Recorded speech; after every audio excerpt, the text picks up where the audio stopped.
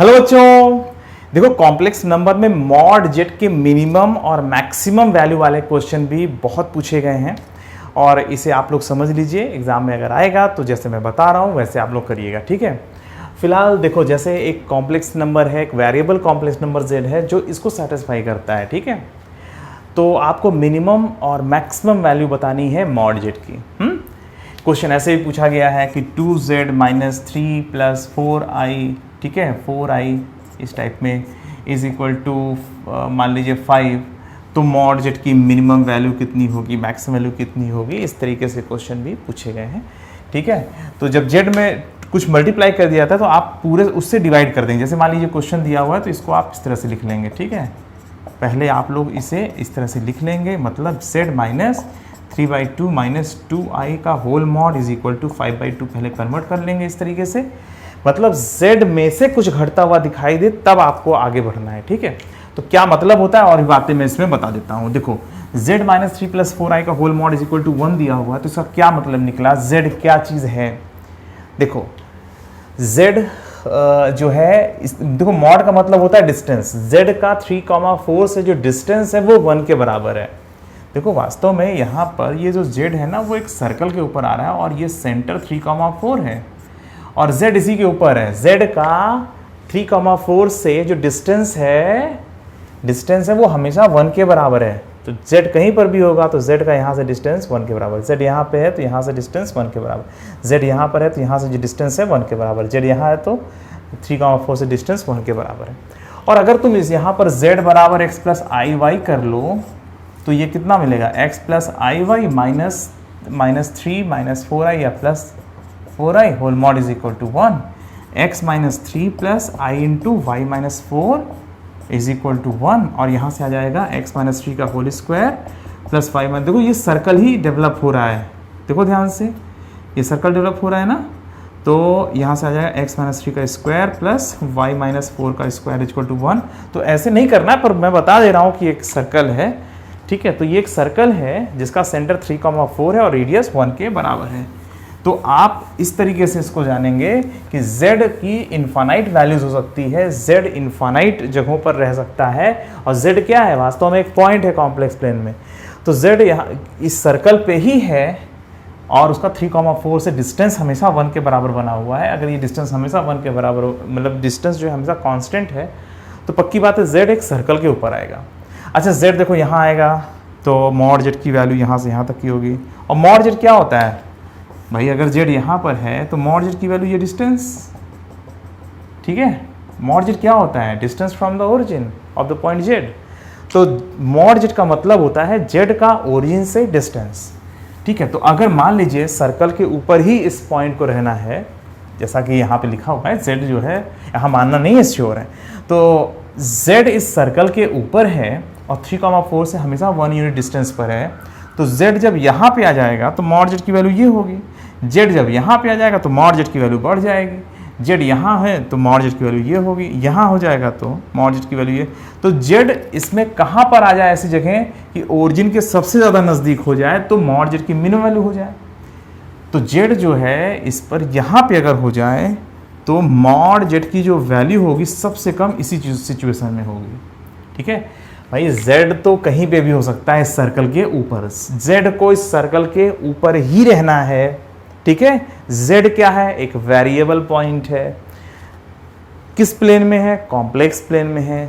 z किस curve पर आ जा रहा है, वो एक सर्कल पे आ जा रहा है।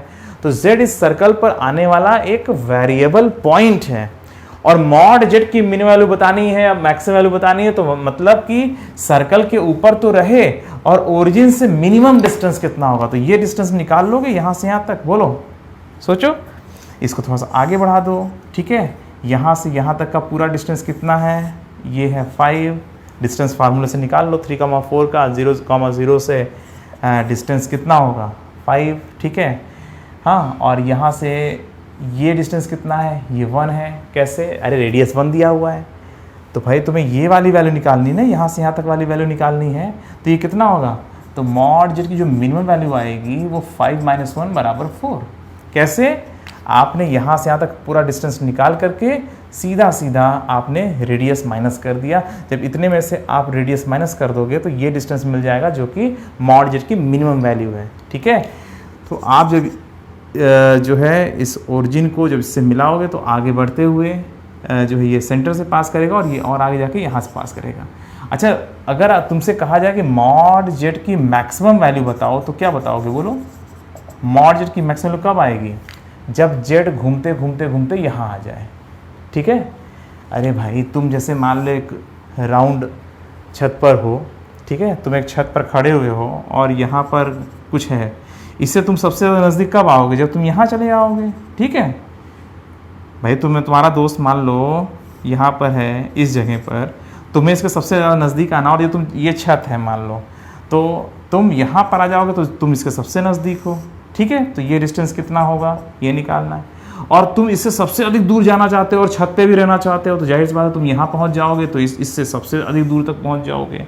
ठीक है, तो एक पर्टिकुलर पॉइंट से आप सबसे कम दूरी पर यहाँ पर हो और सबसे अधिक दूरी पर इसके जस्ट यहाँ पर हो और डायमीटर के अलॉन्ग। ठीक है, तो यहाँ पर मॉड जेड की जो सबसे अधिक वैल्यू होगी वो कब आएगी? जब आप इसको यहाँ से यहाँ तक ये जो 5 डिस्टेंस है इसमें अगर 1 आप ऐड कर दोगे तो मॉड जेड की मैक्सिमम वैल्यू मिल जाएगी। मतलब 5 + 1 कर दोगे 6 इसकी मैक्सिमम वैल्यू हुई। ठीक है, तो जब आपको मॉड जेड की मिनिमम वैल्यू निकालनी है तो सेंटर से ओरिजिन की दूरी निकाल करके रेडियस को आप माइनस कर दोगे, ये वाला डिस्टेंस माइनस कर दोगे, ऑटोमेटिक आपको यहाँ से यहाँ तक की वैल्यू मिल जाएगी। और सबसे अधिक वैल्यू चाहिए तो आप पूरा सेंटर से डिस्टेंस निकाल करके रेडियस और जोड़ दीजिए, एकदम एंड यहाँ तक की वैल्यू यहाँ से यहाँ तक की मिल जाएगी। ठीक है, तो आप ये कह सकते हो कि मॉड जेड की जो वैल्यू है कहाँ से कहाँ तक वेरी कर रही है? 4 से 6 तक। ठीक है, मिनिमम वैल्यू क्या है? 4 है और मैक्सिमम वैल्यू 6 के बराबर है। ठीक है, तो मॉड जेड पर जो क्वेश्चन पूछे जाते हैं वो इस टाइप के रहते हैं। अब देखो, अब मैं यहाँ पर इस क्वेश्चन को थोड़ा सा बदल दूँ। अब मैं कहता हूँ कि 2z - 4 + 5i, ठीक है, बराबर मान लीजिए 6 दिया हुआ है। ठीक है, और आपसे कहा जा रहा है कि मॉड जेड की मिनिमम वैल्यू और मैक्सिमम वैल्यू बताओ, तो कैसे करोगे? तो यहाँ पर जो z है, z के साथ 2 मल्टीप्लाइड है, तो पहले आपको 2 को हटाना पड़ेगा। ठीक है, देखो मैं करके दिखा देता हूँ क्योंकि ऐसा भी क्वेश्चन पूछा जा चुका है एग्जाम में। तो z - 2 + 5/2i होल मॉड = 3 करना पड़ेगा। पहले 2 कॉमन ले लिया, 2 फिर उससे 6/2/3। z - 2 - 5/2i होल मॉड = 3 और सेम वही प्रोसेस। ठीक है, आप क्या करोगे इस वाले क्वेश्चन में? 2, 5/2 सेंटर है। ठीक है, 2, 5/2 सेंटर है। ये जो सर्कल आप देख रहे हो 2, -5/2 है, तो यहाँ पर नीचे चला जाएगा ना। देखो ध्यान से,